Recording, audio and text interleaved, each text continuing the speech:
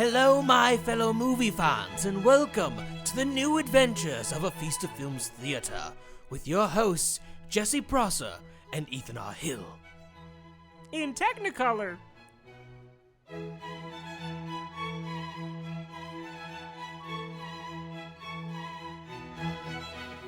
What's happening? Well, I was trying to fix... No, it made it worse. There we go. All right. Jeepers creepers, I tell you. Did you put eggnog? No, don't put that in my coffee. No, I just did some creamer.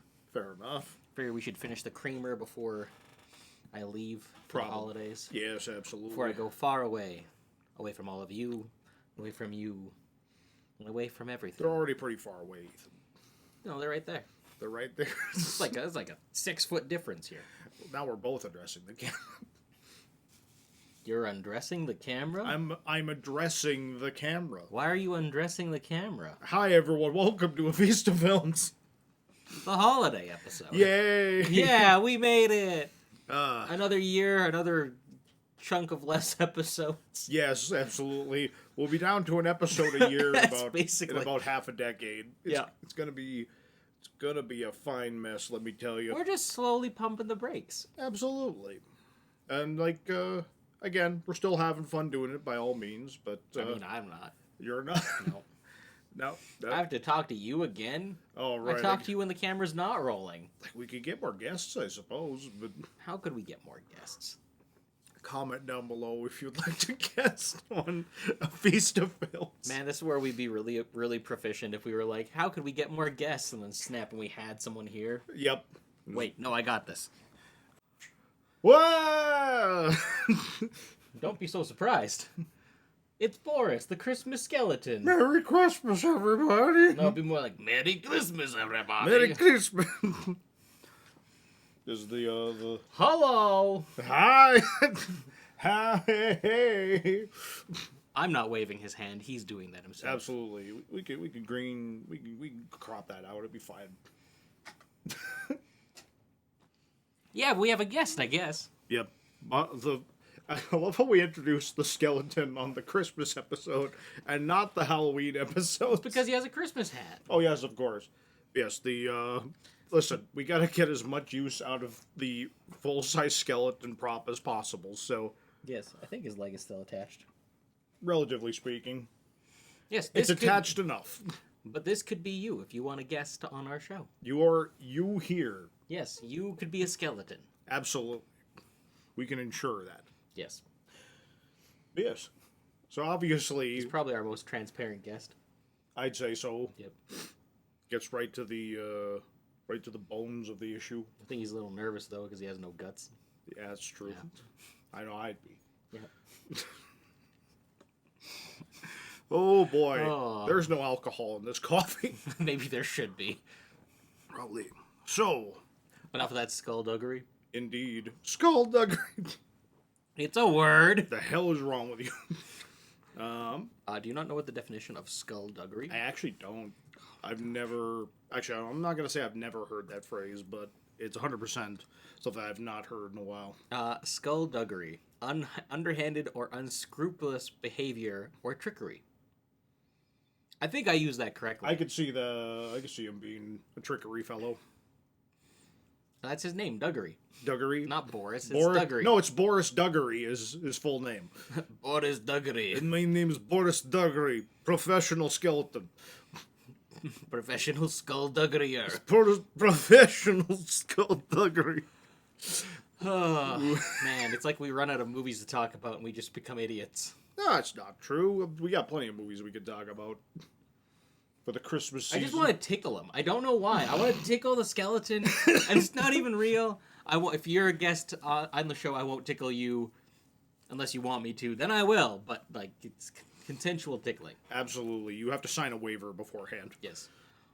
Ethan can tickle. That's all it says on the band. Ethan can tickle. Sign here. 2 witnesses. I'll just ask Ryan or Trent. They can both attest that. Absolutely. They both signed the tickle clause. Is there another guest I'm forgetting about? No, we had Ryan, we've had Trent. I could have sworn we had another guest at some point. No, I think we're just thinking about Matt. Hi, Matt.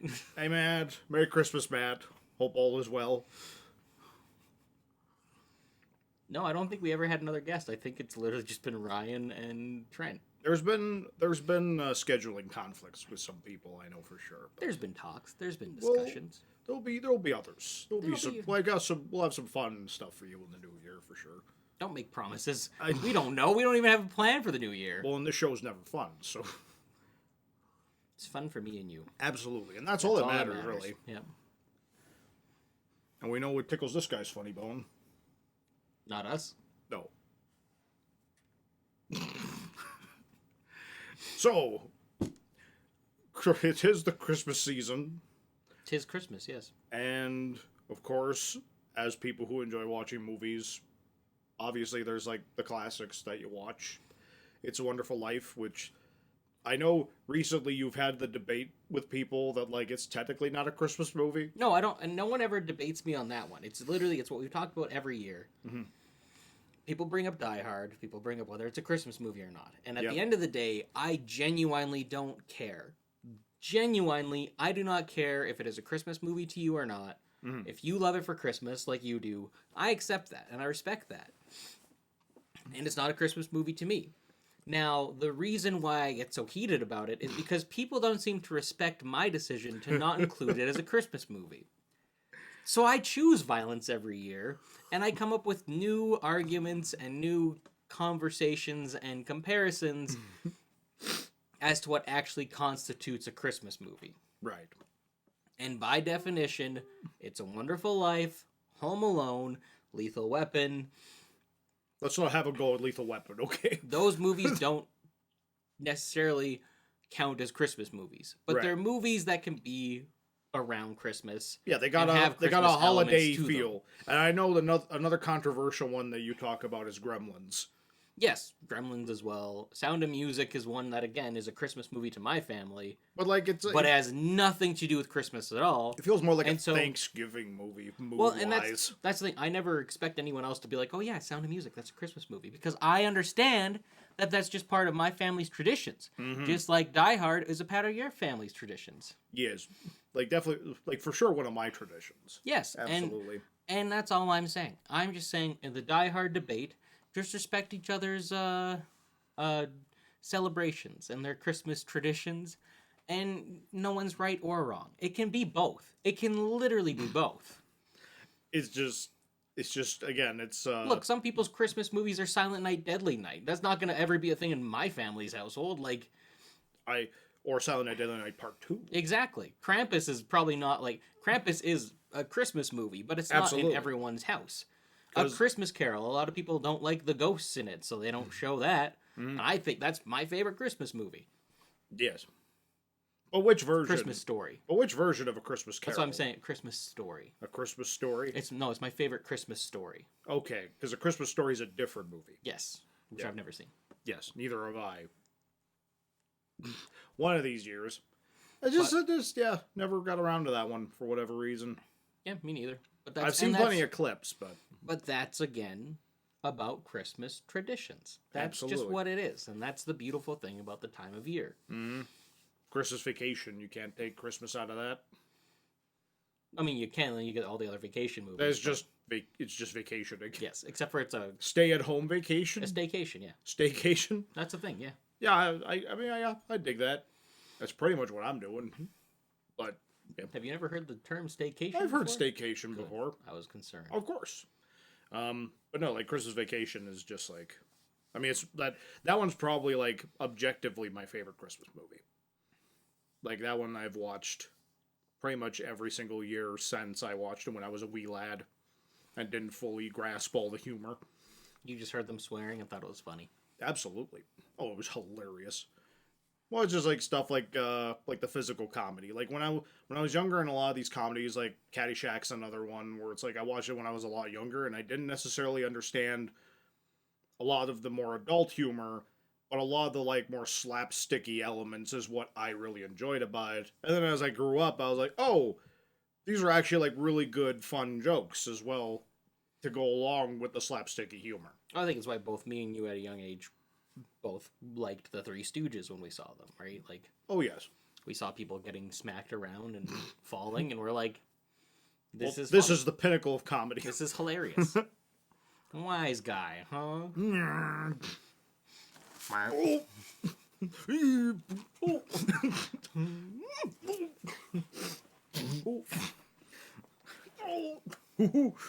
Ah! Why did you react when you stopped me? Why did you react? I don't know. His stooging is failing. That's fine. I'm very tired. Yeah. See, this is the trick with the Christmas episode, is I feel like we've talked about Christmas every year now. Well, yes, that's the point of Christmas episodes, is you talk about Christmas. Well, what else can we talk about with Christmas and movies? Well, I mean, like, I think we had something with the non-traditional Christmas movies.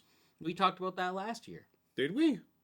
I don't know if you were on the show last year. I don't think I was for that one. There's one way to find out, guys. We have to go back to the archives. We're looking back again, ladies and gentlemen. Now, you think we would, like, do this beforehand. Yes, of course. But absolutely not. Where's the fun in that? Yeah, either way, if it was a year ago, it doesn't really matter. No one's going to remember. No, absolutely. It's new audiences. We're just rotating conversation. Well, just like, yeah, well, just because we talked about something last year doesn't mean there are different ones we could talk about this year. What are you doing? There's another string. Oh my goodness! Just stop pulling at them. Well, stop losing string. It's fine and not distracting until you pull on it. It's hanging in your face. They're gonna see. I didn't notice it at all. Yeah, but they're gonna notice it. Oh my And they're gonna be like, "Wow, he has got a string in his face." This isn't filmed in 4K. It's fine. Well, it should be. Should be filming Tune high in def. next year for 4K Feast of Films. 4K 3D. Whoa! We're not doing 3D. We're not. We're just. But we could. I mean, after the new Avatar comes out, I'm sure it's going to be all the rage again for All a the couple of rage. years. Despite all the rage, we'll still just be some rats in a cage. And more movies like Dread will fall victim to terrible marketing because of it. But the 3D Thanks, will... James Cameron. No, the 3D will come back just in time for Dread 3D 2. Dread 3 double D. Yes. So anyway, Christmas movies. Since we don't remember what we talked about last year or the year before, because it's a long ride. It's a lot of asking us to remember shit. So Well, and also this year has felt like 5 for me. So like everything's a blur. Everything is just an absolute blur. 100%. Well, like what we could talk about is like movies, maybe not necessarily even just Christmas movies, but movies that we love to watch when the snow begins to fall on the ground. Because I got a bunch of ones like that aren't necessarily Christmas movies. see, but I don't have any that correlate directly with snowfall. I more so just the season and the vibe. Yeah. Because again, that's where Lord of the Rings and Star Wars fall in for me. Is Of the course. holiday season. Yeah. It's just the time of year. It's just the time of year to curl up, don't go outside, and watch a lot of movies. Well, Just- especially right now, it's like minus 23 outside. Exactly, and it's such a cozy time of year, Mm-hmm. and why not just watch a bunch of movies? Yeah. Because I've discussed it with you before. Like, if I ever was gonna like program like a triple feature for like a film festival or something like that, the 3 movies I would put in it would be The Shining, The Thing, And Snow Day. Yes, the most horrific of all. Yes. That would be the Hateful Eight. Would be the third one.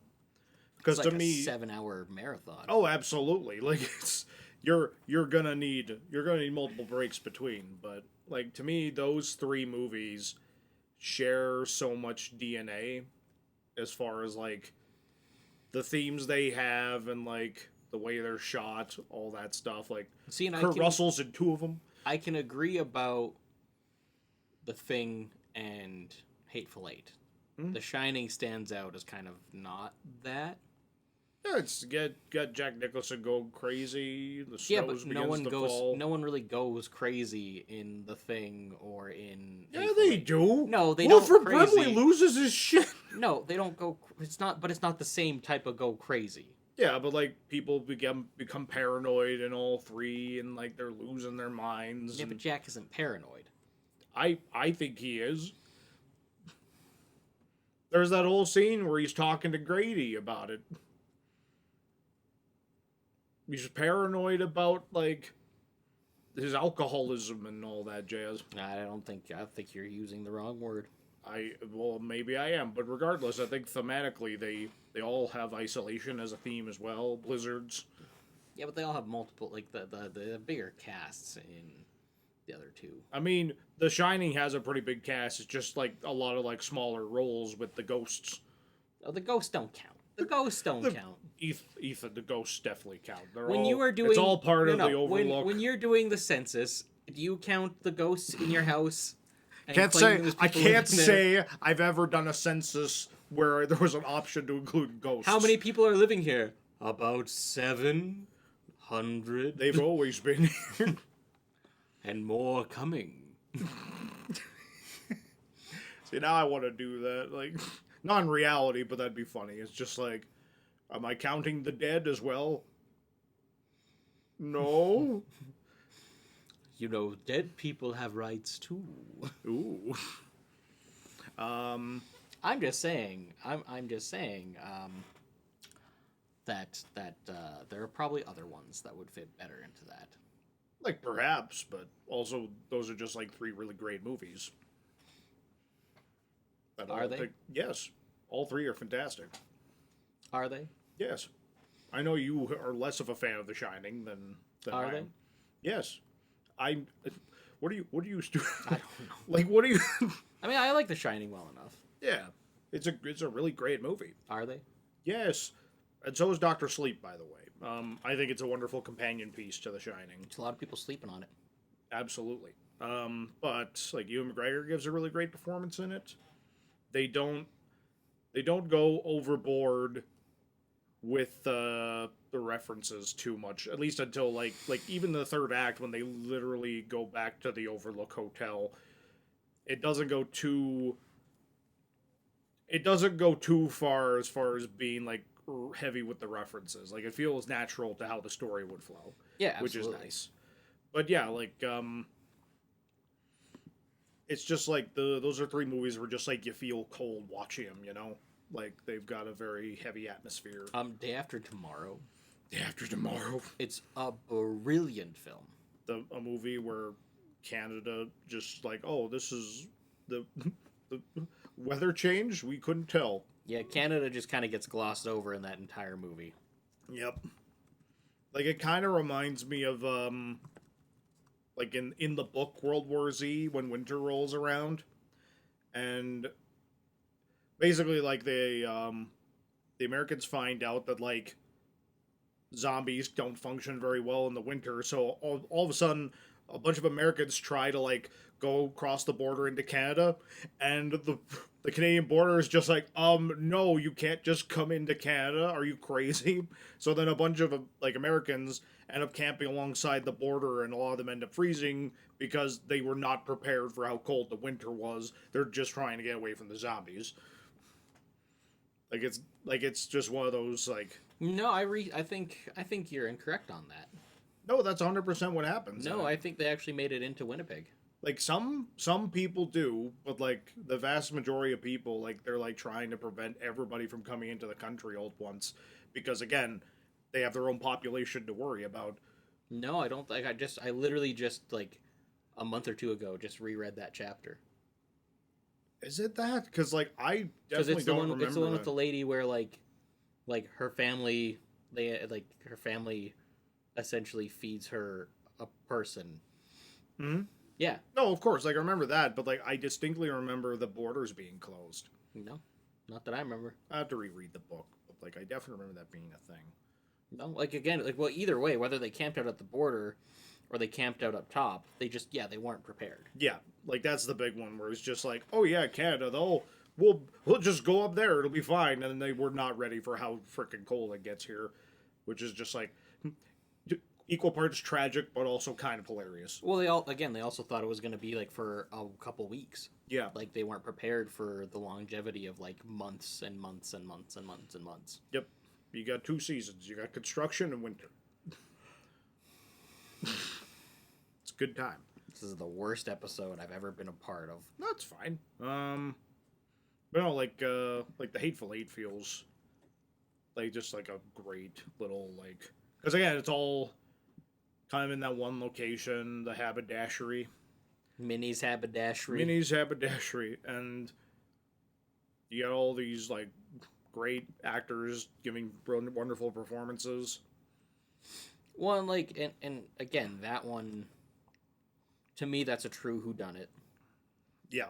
Which is funny because like there's not really a murder mystery. It's literally it's kind of it's who's going to do it. Yeah. That it's kind of like the who's gonna mess this up? Who's gonna make things terrible? Who's the secret asshole here? Which there are some cases where it feels incredibly obvious, and then just completely like I don't want to necessarily spoil the movie here, just because it's a bit more recent. But like, what ends up happening just completely comes out of left field, and you're like, ooh, what? Hateful Eight is 2015, man. It's still pretty recent. It's recent compared to The Shining. Only 7 years ago. How old were you 7 years ago? I was 27. Much younger. You were 27 7 years ago? Are you 34? You mean you were... I was 23 7 years ago, you ass. Guess you are older than me now, huh? I'm only 26. This is the worst episode. It is. But... So, this is Christmas. Wait, I can't sing that. No, we'll you get copyright strike. No, you can't. I think they will definitely take us down for that. Just censor that out. Merry, happy, bub, bub, bub. Just censor out. Just put a beep over. Merry, Merry, happy. We'll just sing happy birthday. That's public domain. It's close enough. Happy birthday, Jesus.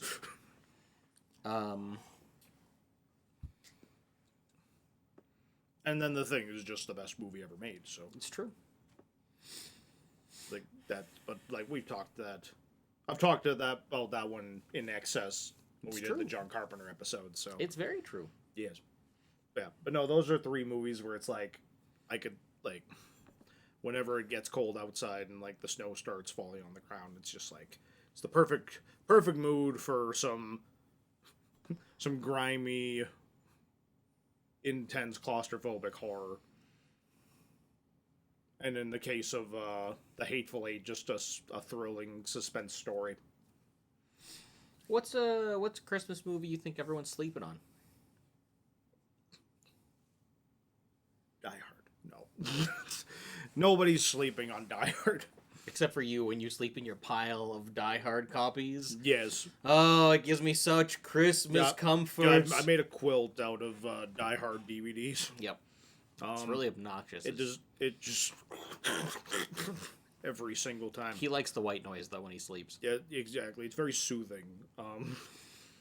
And the plastic cases are nice and cold, so it prevents me from overheating. Ooh, DVDs. No. One that people are sleeping on. Well, because again, like, I think. Well,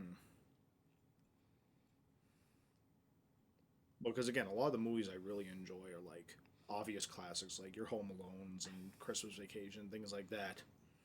Like, as far as like recent movies, but I think it's getting more and more of a following as the years go on. But Krampus is like, I think Krampus is up there now. yeah, like it's not quite reached the same level that Trick or Treat has gained in its cult following, because like it's made me very happy in the last couple of years how popular Trick or Treat has become. At like when you go to like Spirit of Halloween and stuff like that, and you just see Sam merchandise everywhere. So we haven't quite reached that level yet as far as its cult status. So like I'd say it's still relatively obscure, but it's definitely the best movie about like the best movie involving Krampus that's come out in the last decade here. Because oh boy, has there been a lot of Krampus movies. It's true. And it's like, and like most of them are just complete garbage. And like to the point where like I try to recommend Krampus, and people are like, oh, is it that like really cheap looking one from the Sci-Fi Channel? Like, no, it's just called Krampus, and it's really good. No, guys, come on. I swear to God, it's a real movie. I swear to God, Snake. I don't know. But it's got everything you want in a Christmas movie. You got your dysfunctional family. You've got your nice snowy weather with the Christmas lights. You've got a very holiday themed soundtrack with the bells and everything. Even some original like an original Christmas song in the credits as well. Yeah. Which is very good. Some really fun creature design as well, if you like yourself some fun practical effects. Like the weird friggin' Jack in the Box. The Jack in the Box, the Krampus himself, who's just like just a brilliant character design for that. And it's like they show you just enough to like give you the impression of what the character is about, but like they don't overly show the creatures, which no, is nice. 100%. Killer gingerbread men. Those are my favorite. With the staple gun.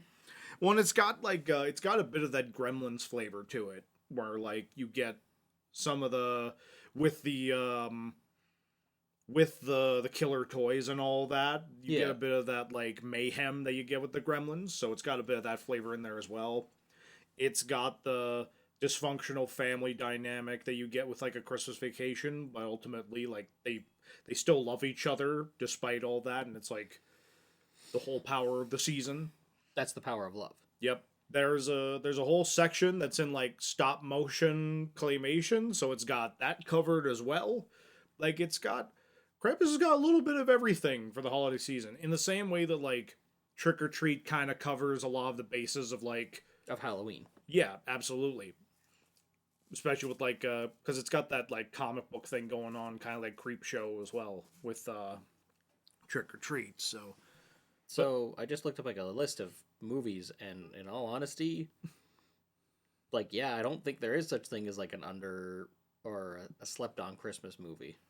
Oh, absolutely. I think the thing is there's not enough Christmas movies for any to be really slept on. Yeah, because even we just watched Violent Night. I've seen a lot of people like. Oh, anyone I've talked to loves that movie. Yeah, and they're like, "Yep, this is going to be another Christmas movie for me every single year," and I'm like, "Yep, it's it was a very enjoyable action flick, and like it's basically like for people who do consider Die Hard to be a Christmas movie, it's like they made a Christmas movie specifically for those people. Well, and I think the trailer kind of failed it a bit because like the trailer didn't frame it as an action movie; it framed it more as a horror movie. For Violent Night? The trailer I saw, yeah. It did not the ones I saw. Like it very much looked like an action flick. No, it looked a little. When I think like how much is that the fault of just how many Killer Santa Claus movies there are? I think there's that, and I think it's also the kills in this are more violent than a lot of action movies are. Oh, you're not wrong about that. Like, and that's where like it almost feels like it's sort of playing off of a lot of the Killer Santa Claus movies, because like there are some scenes that like feel like they could be in a remake of Silent Night, Deadly Night easily. Yeah. Whereas if you look at a lot, especially if you look at a lot of the '80s action movies, or even John Wick, like they're the kills. So the difference to me between action and horror, and this is a completely off Christmas topic. Yeah. When it comes to the kill in action, they should be brutal. When it comes to the kills in horror, they should be gory. Yes. Well, because there's definitely some gory kills in action movies for sure. Kind of. But a lot of like name one. Like what's a really gory kill? Well, one I could think of in Universal Soldier where Van Damme puts Dolph Lundgren through a wood chipper. Fair enough. Like that's pretty but also like in that one they're super soldiers, so like how else do you kill Dolph Lundgren? But also is it shot like a horror like think about Tucker and Dale versus Evil, where someone's in a wood chipper, and compare those two scenes. Throw himself right into the wood chipper. But out of those two scenes, which one is more gory? Oh, absolutely, the Tucker and Dale. But it's also like the over-the-top nature is meant to like enhance the comedy of the scenario because he's just holding his legs and just getting covered in blood. But that's what I mean is like the horror films have more gore, and like if you look at John Wick and like his kills, they're brutal. Oh, absolutely. They're absolutely brutal. With a pencil. Honestly, John Wick is another one that like for some reason around the holidays I want to watch. It's because all the neon lights reminds you of Christmas lights. It's very possible. Absolutely. I mean, I literally will watch John Wick any time of the year. Well, it's like what I would do is I'd start John Wick 1 like around Halloween, and then like November I would watch John Wick 2, and then John Wick 3 is the Christmas one. Well, because I think we discussed it before. John Wick is essentially like a reverse slasher film, where like the slasher is the protagonist. Yeah. Because it's the. Well, it depends on who you talk to. Some people feel that way about slashers. Right. Because like it's kind of like Pumpkinhead, where like he kills the dog of like the monster, and now the monster's coming back for revenge. Like it's got a weird like they took the setup of a slasher film, applied it to a action star, and then made like a stylish comic book universe. And like again, that's another one of the reasons why John Wick works so well. Very much so. But I think so back to that though, I think that's where for me watching Violent Night, it did borderline feel more like a horror film than an action film. Yeah. Because the kills were incredibly gory. Like oh yeah, like well especially like again, like we're gonna be spoiling some of Violent Night, but nothing major plot wise. well, it's like, oh, describe it, but like that last kill.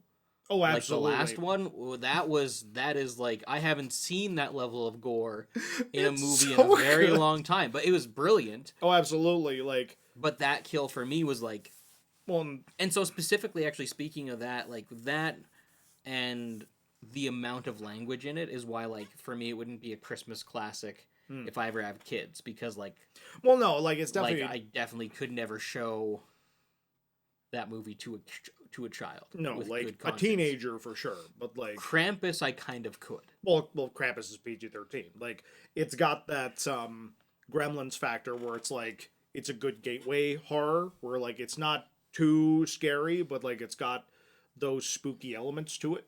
Mm-hmm. So like you could show like a younger, like I'd say around like 9 or 10, you could show a kid Krampus and they wouldn't be too freaked out by it. I don't think. Kid Krampus, the prequel. Kid Krampus. See, we should have watched The Man Who Man Who Invented Christmas before this, so we could talk about Dan Stevens again. That's true. Because yeah, Dan Stevens, that's the only Christmas movie he's been in. Because The Guest is a Halloween movie. So we haven't seen that. We haven't seen A Christmas Story.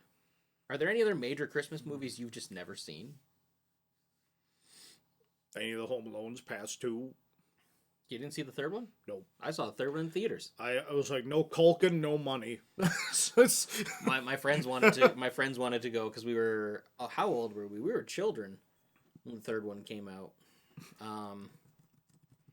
That one came out in '97. Yeah, I was 6 years old. So, yeah, I went and saw that one in theaters with some friends. Right.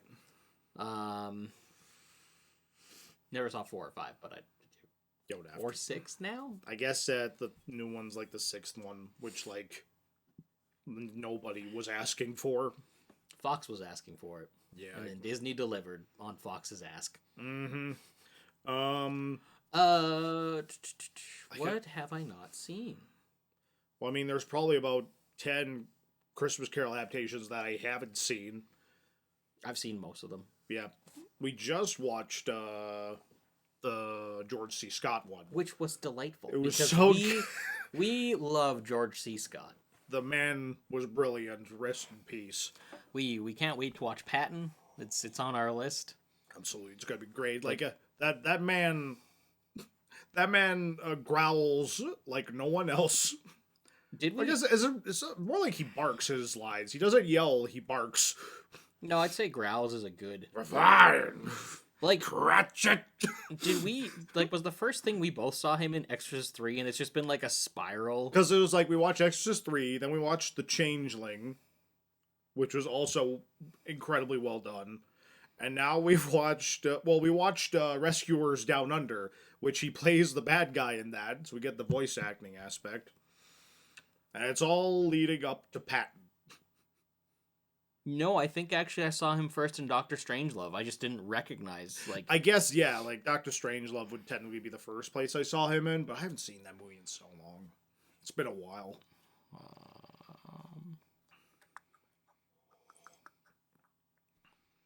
He played the Beast in a TV movie of Beauty and the Beast. Now I gotta find that. You could stay in the castle.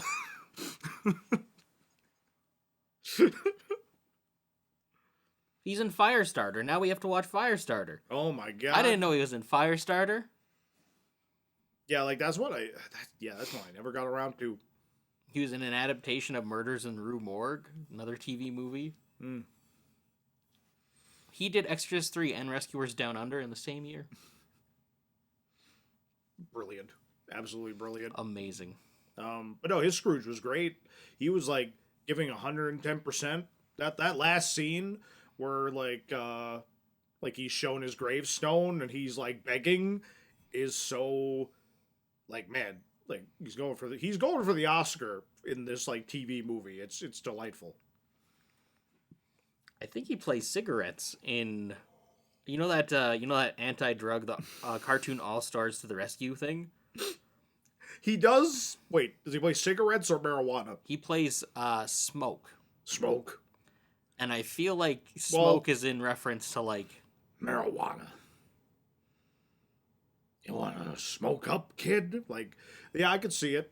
Like, George C. Scott sounds like how smoke would be vocalized, so I could see that.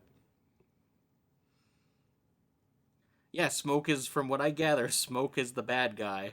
You don't say. In an anti-smoking, Yeah, ad. and it. Oh my goodness. Oh my goodness, this is amazing. I need to find this and I need to watch this. I didn't know George C. Scott was a part of this. Tune in January for our review of, Just Say No. What is it called? Like, No, it's called Cartoon All-Star to the Rescue. Cartoon All-Stars to the Rescue. Tune in January for Is it our on review. YouTube? I gotta find this. This is No one movie I think people have been has been rediscovered as a Christmas classic in recent times. Jingle All the Way. that one, and also there's a resurgence on Muppet Christmas Carol. Yeah, well, Muppet Christmas Carol is like more. It's the best adaptation. No, but like everyone's talking about it. Like it's weird this year. Everyone, all the places. That's because that's because the extended cuts on Disney Plus now. No, I don't think it's the best adaptation. No, I haven't found, in my opinion, I haven't found the best adaptation in all honesty. they all do kind of one thing different.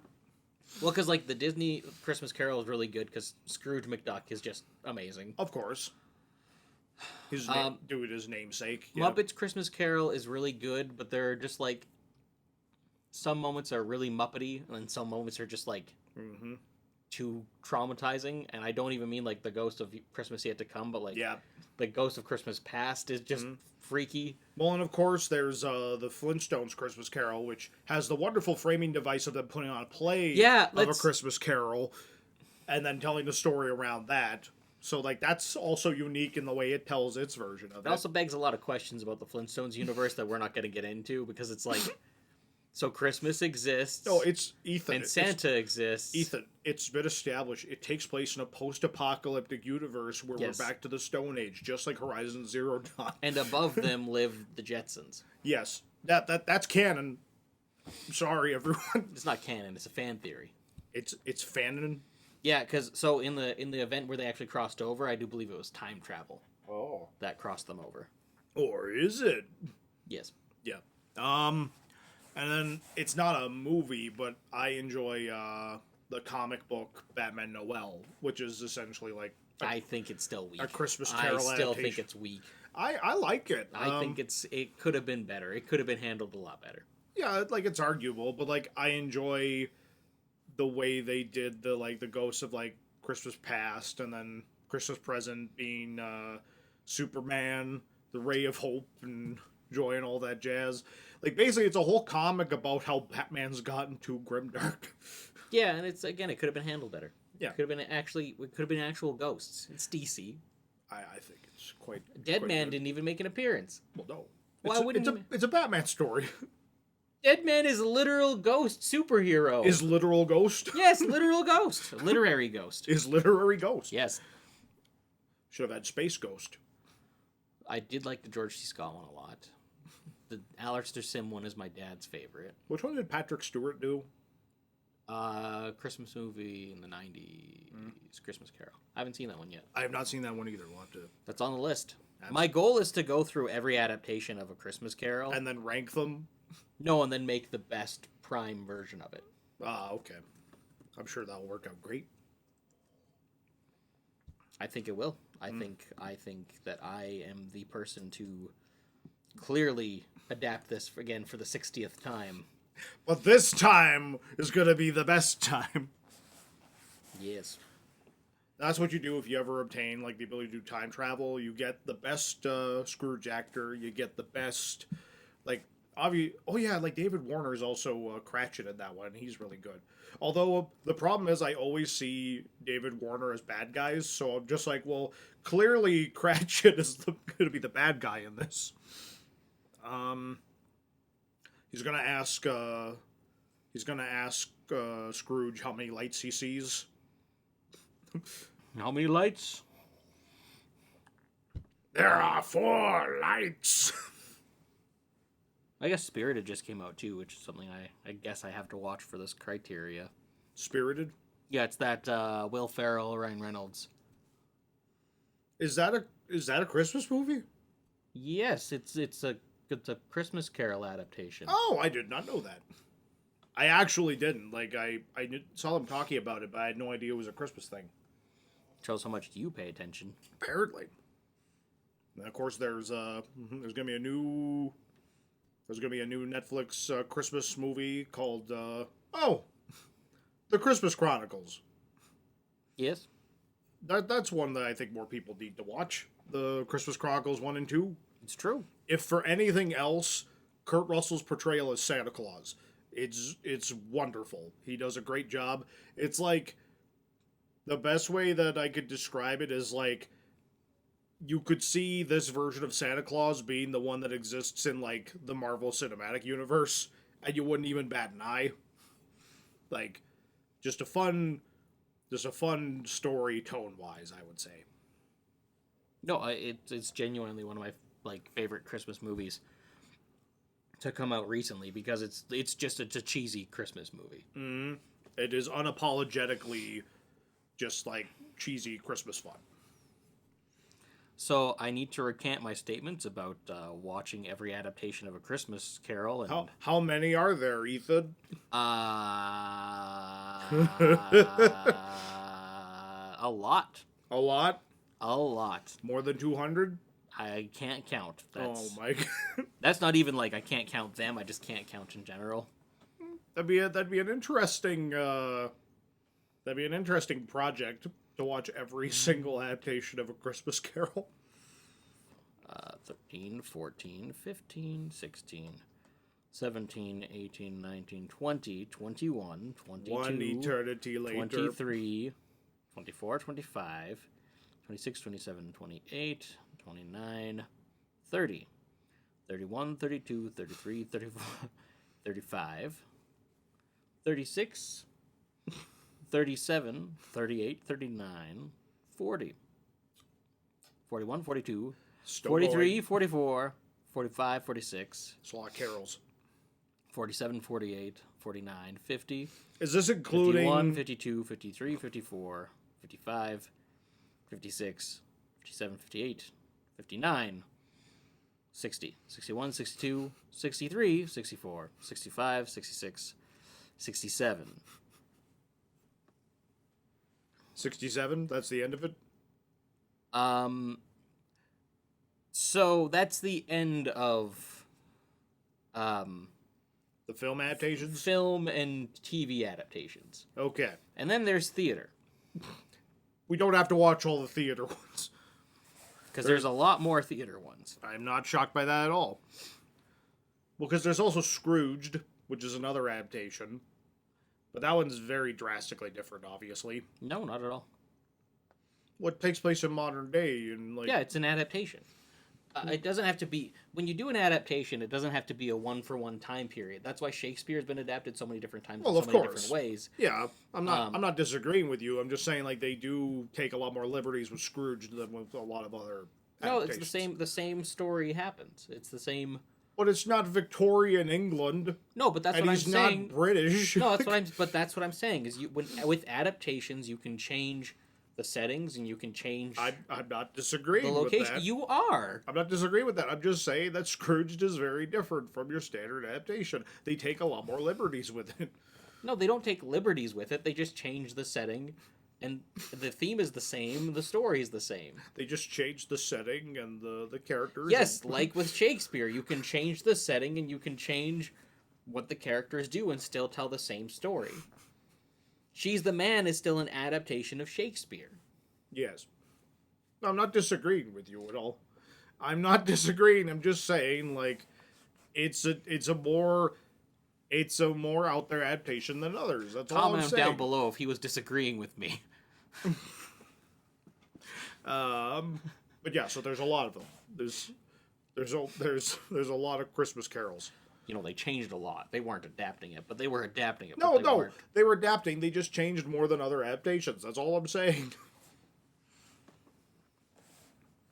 I would say that. You know, Doctor Who adapted it. Oh, did they? But not really. But kinda. Who played Scrooge in that? No one. They just did Charles Dixon, remember? Charles Dixon? Dixon, yeah. Who's Charles Dixon? Dixon. Did he write a Yule Tale? Yes. Oh man. You remember crap. It was that I do remember. the second or no, the third episode of the Christopher Eccleston. Yes. Yes. Okay, yep. For sure. Yeah, there's been a lot of adaptations of A Christmas Carol. And I want to say they did another one. Comment down below your favorite adaptation of A Christmas Carol. No, and then they straight up in 2010 did Doctor Who: A Christmas Carol. Did they have different doctors be the ghosts of Christmas past, present, and future? Nope, just 11. See, that would be fun. It could be a lot of fun. The only Christmas special I remember is the one where Nick Frost plays Santa Claus. And that's just because Nick Frost. Absolutely. Yeah. Yeah. But yeah, no, Jingle All the Way, I think, is one that people have definitely rediscovered in recent times as well. Because, like, I'll openly admit, it is not a great movie, but it is a delightful watch for the holiday season. And it has a wonderful message about how you should love your family and not give in to the horrors of capitalism. By giving in to the horrors of capitalism? Yes. Honestly, though, I can We say... got the Turbo Man for Christmas. I can kind of counter that, though, because, like, genuinely, when I worked at the record store, people were looking for Jingle All the Way all the time. It's that, Christmas with the Cranks, people look for all the time. I've actually never seen Christmas with the Cranks. It's fun. It's fun. You would like it because Jamie Lee Curtis. Oh, of course. Jamie Lee Curtis is just always great. She's hilarious. She's great. And Tim Allen is also pretty solid. Well, he's Tim Allen. A lot of people don't like him. It's true. I don't blame them, but, like, Yeah. I'm a fan. Like, I'm not going to say you can't be, but... yeah, like, again, I like the Santa Claus movies were a staple in my house growing up. Yeah. So was Home Although, Improvement. the Santa Claus is responsible for a lot of kids not knowing how to spell claus properly. I never had that issue because I understood that clause with an E was a legal document, and I knew that from the time I was a child. If you watch the movie, they say it. They spell it out for you. Listen, I never had that problem either, but apparently this is a whole thing where people are now like, I just realized I've been spelling clause wrong. You know what this is? It's the exact same people who sit there and go like, why didn't school teach us about taxes? But they didn't take the accounting elective, now did they? Well, it was never available to us. It probably was. You just thought it was boring math. I didn't take just it. calling out a whole generation of people. Yeah, because it's my generation. I didn't take it because I'm like, you know what? No, I don't need I'll it. learn about that when I need to deal with it, and I did. Or I'll pay someone to do my taxes for me. Or I'll owe the government a lot of money, and I did. Yep, absolutely. I learned. Let that be a lesson to you, kids. We had a whole thing in, I think, grade 6 where they did a whole budget. They gave us like a career thing. They're like, "Hey, this is how much you make," and it was at random. Like everyone got different jobs. It was kind of like the Game of Life, but like educational. And it was like, so this is what you make, and this is your budget. This is what you have to afford, and this is like how are you breaking down your budget. Yeah. And as a 12-year-old, I was actually really responsible with my budget. But I made sure to also have like a lot of money left over for like Retirement. no, for spending, for fun, for entertainment. Oh, yes, of course. I always had an entertainment section for my spending. There was always a section where like, well, I'm going to go to movies, I'm going to do this, I'm going to do that. Oh, of course. Like, you got it. I don't know if I ever had a savings section, and that might be what screwed me over. But like, yeah, I'm going to live forever. Like, that's the thing is they did like They tried. they did teach us like, and that's kind of the thing is like if you paid attention, the school system did try to teach you, at least where I was. Like, I don't know how it was out here. I don't think you know how it was out here either. For the most part, no. But in the Saskatchewan school system, there were things that they were trying to teach us with that kind of stuff, and people just weren't paying attention. And like, I can't blame it. We were all young and dumb. And that's just a part of growing up. And it's the same thing with Santa Claus. Absolutely. I'm sorry, it doesn't make you quirky or special that you didn't notice the E. You're not special, you're dumb. Merry Christmas, unwrap that. Unwrap that childhood trauma. Look, if spelling Santa Claus wrong is something that's causing you childhood trauma, go to therapy. Yeah. Stop. Get some help. You should not be traumatized over a letter. No, absolutely. Unless that letter is that you got rejected from Hogwarts. I was thinking the same thing, and I'm like, no, I'm not going to make that joke. It's too obvious and dumb. And you took it. Hey. You're welcome. But at the end of the day, it's just about paying attention, and that's the real gift that keeps on giving. Yes. This holiday season. Absolutely. Yes. If you pay attention to your loved ones, you'll know what to get them. Very true. Exactly. That's why you don't know what to get me, do you? I got you something. I just want to get you something else. You don't know what that is. Nope. Because you don't pay attention to me. I don't even know what I'm getting my family, honestly. All his stuff is ready to go. Because I pay attention to my friends. And I want to make sure I'm getting the best gift possible, and I don't want to just buy random crap for someone. He got me there. Yeah. Oh, wow. A drain snake. Thanks, Ethan. This is a very thoughtful gift. I'm going to put it over in the corner with the other 5 I have. Why do you have 5? Because you keep giving them to me every year. They're not ties. They're not ties on Father's Day. Well, not with that attitude. You could use them as a necktie. Yeah. Oh, can't tie a tie, apparently. No, he's... No! No! It's the Christmas season! You can... Not with the drain snake.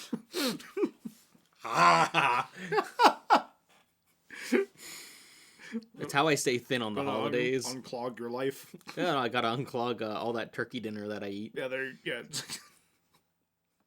Yeah, you just... gotta help it go down. Oh, I'm ready for seconds now. And a trip to the ER. Nothing. Can't spell Christmas without internal bleeding. Wait. It's true. No, that's just when your family like beats you because you didn't get them what they wanted. With a lump of coal. Yeah, they put a bunch of coal in a sock and then they hold you down on the bed and just like Full Metal Jacket. Exactly, yeah. So you learn your lesson. Actually, yeah, they did celebrate Christmas in Full Metal Jacket. So Full Metal Jacket is also a Christmas movie. I give up. They watch a Charlie Chaplin movie. Which one? I don't remember. He just says Chaplin Charlie is playing in the mess hall. Chaplin Charlie? That's what he calls him. Wow.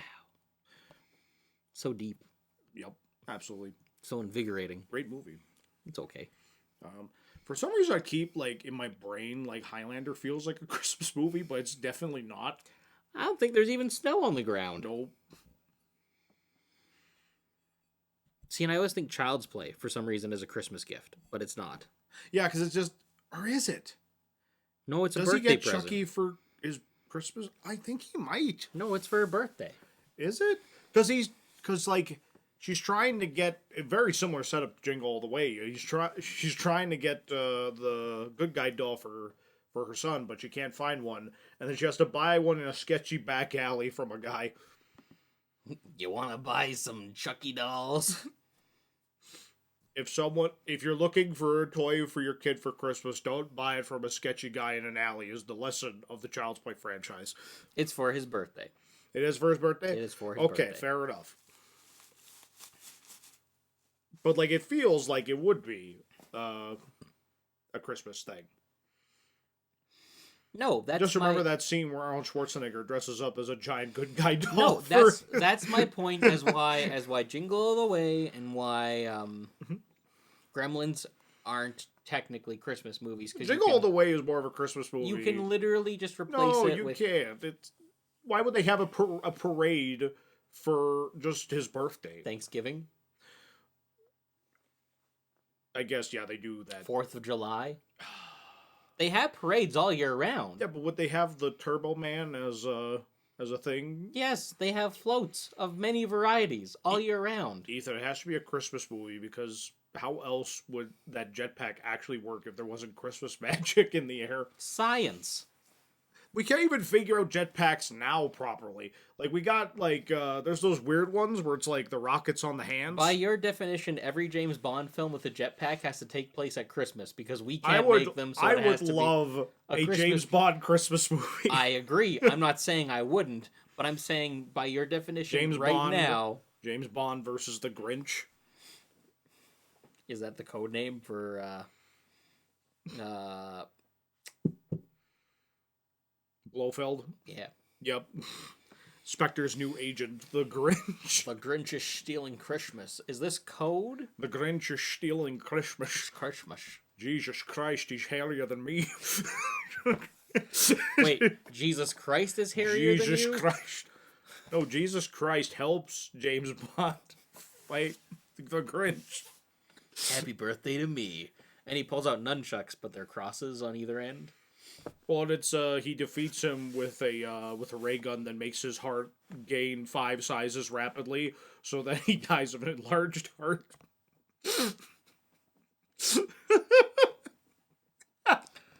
So much for a heartfelt message. Merry Christmas, you filthy animal. Why hasn't anyone written a James Bond film to take place at Christmas? That's gonna be that'll be my spec script for Gay in the Hollywood. We'll get Daniel Craig back. You got to think of a good title for it, though. Yep. Because it can't just be like a very James Bond Christmas. Yeah, it's like got to be like 007. Because like presents are forever. No. Like it can't be a pun. Like the thing is, it can't be a pun on another James Bond title. Mm-hmm. I mean, some of them feel like it. Like what? I mean, there's a lot of ones with gold in the title. There's 3. No. Goldfinger, Goldeneye, Man with the Golden Gun. That's 3. I swear to God, there's a 4th. No, there's 3. Golden shit. Yes, golden shit. James Bond in Golden Shower. Golden Shower. That's the name of my sex tape. You expect me to talk? No, please, you don't fish all over me. No, Mr. Bond, I expect you to drown. Oh. Well, that's... What is it? What would it be? That'd be the pinnacle of cinema right there.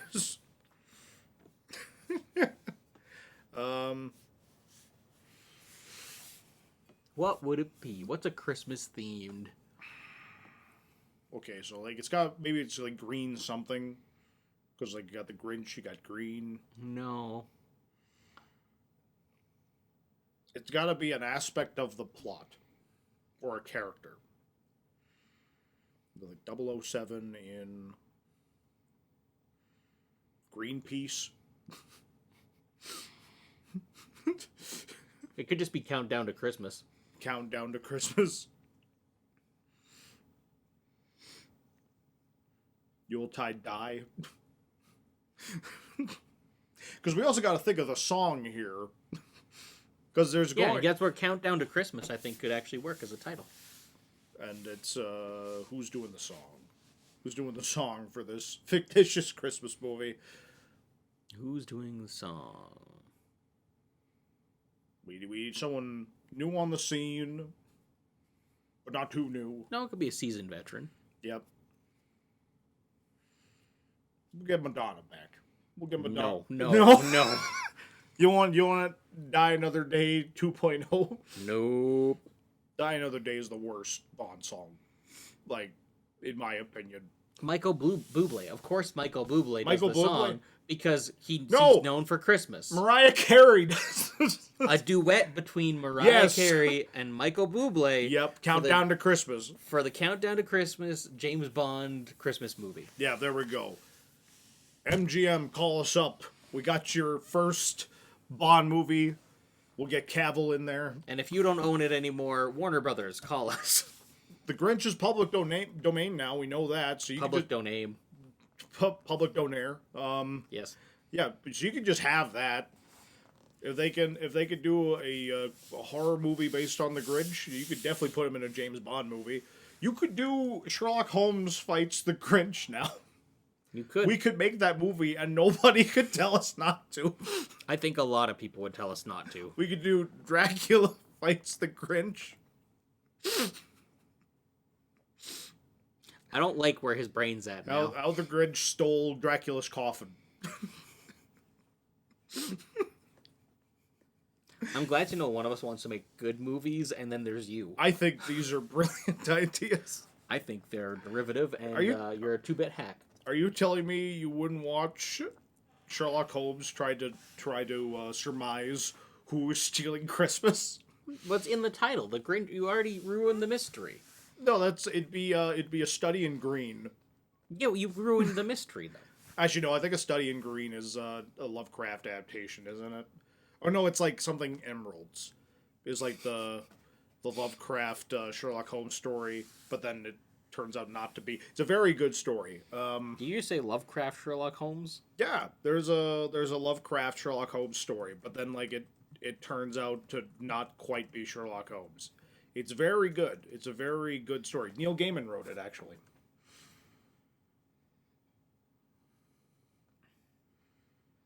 Like it's something in Emeralds or something along those lines. A Study in Emerald. There we go. Yeah. It's a very good story. I would highly recommend it for anybody who likes a good little horror story. Not me. I don't like reading. Oh, right. It's just you can't read. Reading's for nerds. These glasses are actually fake. He's a big hipster. It's true. But yes. Yes? Batman Returns is technically a Christmas movie. It is. It is. Yeah, got the big Christmas tree and everything. Yes. But I prefer it in November. There's another November movie for you? It's another November movie. Because I know you mentioned Batman being a November movie for you, but... Yeah. Well, no, because, so here's the thing. Batman is a Halloween movie. Batman Returns is a November movie. Is a long Halloween movie? No, it's its own thing. Yes, of course. Because it's got the snow where the first one does not, so, it feels a bit Christmassier. It does. Just like The Dark Knight Returns, which is... Dark Knight Returns. No, Dark Knight Returns has snow in it. Dark Knight Rises is the one that has Christmas in Gotham. It does, doesn't it? It certainly does. What a mess. I'm gonna have a nap now and just rethink my life. Absolutely. But before you rethink your life, were there any more Christmassy movies that you wanted to discuss? No, I think I'm content and ready to just break down crying. And... I believe I am as well. But before we do that, did you have a question of the day, my friend? Do you? Well, I think because it's the end of the year and like we haven't seen everything. Well, what would you say your top 3 movies of the year were?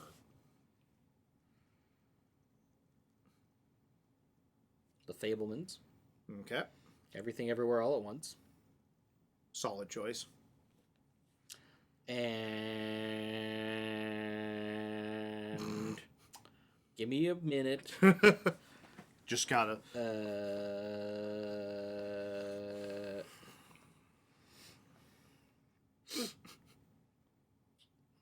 Fablemans. Everything Everywhere All at Once. Oh, and Nope. Yeah, that's easy. That's hilarious. Why? Because my list is almost identical to yours, barring positioning. Because for me, Oh, that wasn't in a specific position. Oh, okay. Like, because that's the thing. So, Like, so... Well, all 3 of those are very different movies. Well, and so I really love The Fablemans, but I need to watch it again. Yes. Nope and Everything Everywhere All at Once, we watched so close together that they kind of keep switching back and forth to which one I prefer. Yeah. And I think Fablemans dethrone that just for the emotional attachment that I have to it and to, like, Right. that. Well, and it's a very personal movie, you know, like... Right? And, like, that's... And they're all so different. They're all, Yep. like... that's where, like, if I could rank them... completely different. Like, If I could rank them all in my top slot, I would, because, like, if I want to feel, like, incredibly emotional and just, like, something that I relate to, it would be The Fablemans. If I wanted to actually, like, watch a good, strong family movie, then that would be Everything Everywhere All at Once. Absolutely. And then if I want just a good, fun sci-fi, that would be Nope. Like, Absolutely. and then right after that is Top Gun Maverick, because that was just fun. Top Gun Maverick was fantastic. I will highly agree with that. But no, my top movie of the year was easily The Northman. I absolutely love that movie. Robert Eggers just I know it wasn't up there for a while, but... keep, like, the more I thought about it and, like, rewatching it again, like, I really, it's just such, like, it's art house Conan the Barbarian. Like, Which is fair. It's like, as I've discussed, my favorite movies exist in this weird, like, position between, like, grindhouse and art house. Yeah. And it's like, The Northman to me kind of fits that bill in a lot of ways, because it is, like, a very simple... Well, not simple, but like it's a pretty like tried and true revenge story that gets artsy with it, and like I've been into the Viking shit recently with like music and all that jazz. It's shot really well. There's fantastic performances. I really like the score. So like it's just like yeah, like I really enjoyed The Northman. Like Robert Eggers hasn't done a bad movie yet. I think it was fantastic. And then I would actually put Nope as my second favorite movie of the year. Like, that was just, like, such a delightful surprise and a very unique take on, like, the whole UFO alien invasion thing. Funny enough, like, that's another movie that did the whole, like, kind of a movie almost about making movies in a certain way. Like, it has a lot of that in it. Mm-hmm. So it was very unique in that respect. Never worked with animals. He works with a lot of animals in that one. Probably one of the most... It probably has, like, one of the most intense scenes of the entire year. Easily. Which one? This... oh, the sitcom. The like, what happens on the sitcom set. No, that's fair, yeah. Like, that scene is, like, so intense. And so... like so intense. So intense. But no, and, like, again, the conclusion and, like, how they set everything up, the characters, I really enjoyed Nope. I thought it was very good. And then Everything Everywhere All at Once is my number 3. Because, like, it was just one of the most unique movie experiences I've ever had. Well, the fact, like, just the one scene with the 2 rocks and Yeah. how much emotion There was that scene... There's an emotional, like, heart-wrenching scene, and it's 2 rocks talking to each other with subtitles, and you're like tearing up, like it does such a great job of like again explaining the rules of how its like mechanics work, like its multiverse, in a way that a lot of other multiverse movies don't really do, because we've been getting a lot of those recently. But like it clearly explains its rules and then it sticks to them, and it just has fun with the concept, like Yeah. like Rakakuni, like, and then they cut to that universe and everything, like it was just very unique. I think we talked about this before. Like it very much feels like the Back to the Future of multiverse movies, Yes. where it's just like a really great story and has its own very clear rules executed very well. Exactly. There have been time machine movies made before Back to the Future. There have been multiverse movies made before Everything Everywhere All at Once. Mm-hmm. But Everything Everywhere All at Once nailed it. Yes. We didn't need sequels to Back to the Future. Mm-hmm. We don't need a sequel to Everything Everywhere All at Once. No. But if we got sequels to Everything Everywhere All at Once, I wouldn't complain, and it No. wouldn't affect this first movie at all. Nope. I'd watch them. And like how great was it to see James Hong in a movie, like in a newer movie where he got to do a lot of stuff. Oh, just the whole cast, like the Yeah. whole cast. Is so good. Like It's amazing.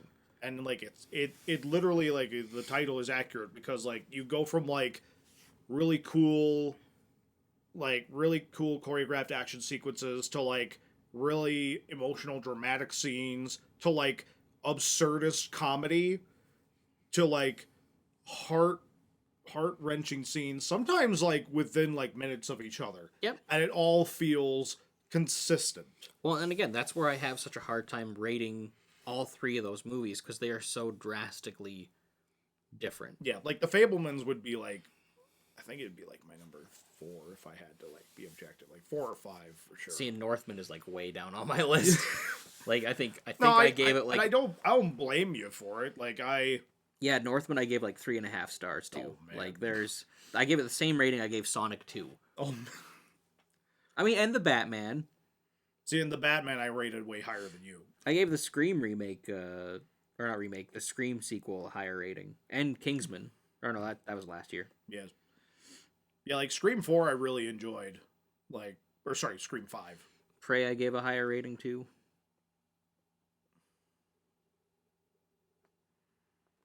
Yeah, but no, like that's the thing is like all those three movies tickle such a different part of me as a filmmaker and me as a film viewer that again it's really hard to do that, and that's kind of where like when like the listing it off. No, I think I said Nope before that, but it would almost go in that descending order. Yeah, Because I think we watched Nope and Everything Everywhere All at Once in the same 2 days. I believe so, yeah.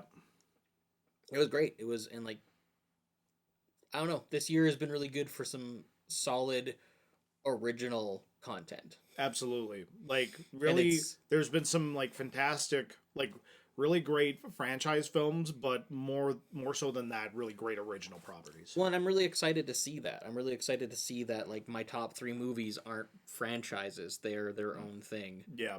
Because I think last year it was, Like, I know mine is a remake of The Lion King, but, you know, it's still, like, an original movie, regardless. I'm trying to think of last year. I know it's not an adaptation of The Lion King. It's more like Hamlet, the story that inspired Hamlet. I know, it's fine. Because even looking at last year, my highest rated ones are mostly franchises. I'm trying to think. Like, my favorite one is probably Tick, Tick, Boom, but then I have The Kingsman, Ghostbusters Afterlife, West Side Story is a remake. Which, like, there's been a weird backlash on that movie for Which whatever one? reason. Ghostbusters Afterlife. Like, recently? Yeah, there's a weird thing where, like, people are now saying, like, it actually wasn't that good, and it's like, no, like, I thought it was pretty solid. Like, I haven't seen anyone talk about it, but... Yeah, my favorite movie last year was Censor, which is, like, a completely original idea. Ooh, No Man of God was also last year. Yep, that was my number 10. Ooh. The Kingsman was number 2, and then Godzilla vs. Kong was number 3 for me. I never did a list for last year, but Tick Tick Boom was on my list. yep, Tick Tick Boom I think was my favorite. If I had to look at them, I have some unpopular opinions when it comes to movies, I guess. Apparently. That's fair. I don't mind. But this year, I think all of them line up with a lot of what other people are saying too. Mm-hmm. Because I finally decided to conform. That's right. We had a Yes. feast of films. We have conformed to the norm. Of course. Which is why you're still arguing about Die Hard being a Christmas movie or not. No, I am just defending. I am defending my right as someone who doesn't see it as a Christmas movie to defend myself when people try to attack me for not viewing it as a Christmas movie. And that's perfectly within I your am right. just defending the rights of those who don't view it as a holiday special. And that's perfectly fine. Exactly. Because it's not a Christmas movie. And I disagree. And we're both friends. For now. For now. We can agree Die Hard 2 absolutely is a Christmas movie, though. And that's the last episode of Feast of Films for this year, everybody. Jesse Prosser, where can the good people find you? You can find me on Instagram at thatjprosser. You can find me on YouTube under Jesse Prosser. I got a couple short films on there. And then you can watch our feature film, Damned Rights. The one I wrote, directed, starred in. Didn't put it together, though. I put it mostly together. I edited, directed, special effects. Directed. Um, Yes, it's our movie. but you can watch it on projector.com with a K. Look it up, give it a read, give it a buy, see what you think. Where's the K? With the projector. With the K. Isn't it with a K? Is that the beginning of the... Is it the P? It's at the end. It's a silent It K? replaces the K, it replaces the C at the further end of projector. Listen. Projector? Just look up Damned Rights, you'll find it. Anyway, Ethan, We got links. Where can people find you? I'll be in Saskatoon for a couple weeks, and then I'll be back here. So good luck finding him there. No one wants to go to Saskatoon. Nobody. It's too windy. It's all flat. Exactly. It's kind of like the Much like your defining film feature. taste. My film taste is quite rounded, thank you. Absolutely. Mr. Action, Sci-Fi, Horror. You only like 3 genres. Oh yes, of course. Which is why I really like the Fablemans. Obviously. Yeah, the high-octane action, sci-fi, horror movie, The Fablemans. I mean, there's an action movies and horror movies in the Fablemans. It's true. So you got a little bit of everything with the Fablemans. You can find me on Instagram at Ethan R. Hill, and you can find me on YouTube at Ethan R. Hill, and you can find our film on Projector, as he said. Just even you look up our website, look at damnedrights.com, and you can find links of where to go watch it. Absolutely. All right. Well, that brings this year to a close. Happy 2022, everybody. Thank you for being with us this year and watching our episodes and just going along this wild, weird conversational paths that we go down. Space Shark. The board game episode, which I'm proud of that one. I think that was a lot of fun. I think so. And I can't remember anything else we talked about. Yeah, this has been. It's been a year. It has. This year has been the longest decade of my life. It really feels like it. But yeah, we will see you all next year. Probably back in January. We'll see. And then we hope you have a wonderful holidays and stay safe out there. Happy holidays, Merry Christmas, Happy New Year. Merry Christmas and a Happy New Year to everybody. And I guess to you. yeah. I guess so. And this guy, he's long gone though. Oh my god! You broke his leg again. Bye, everybody. You killed him.